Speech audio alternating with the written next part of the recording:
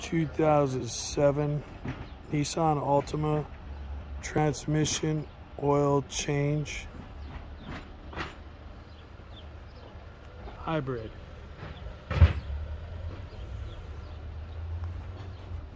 I'm gonna show where the fill plug is. It's right here. This is the fill plug. It's on the driver's side.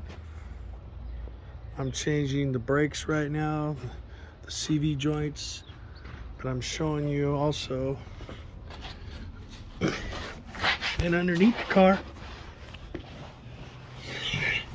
you get down and move all the plastics. This is the drain plug. Right here. That's the drain plug. And my transmission fluid was black. And I had just over 10,000 miles on it. This is not it. This is for your transmission cooler. This is the one you want right here.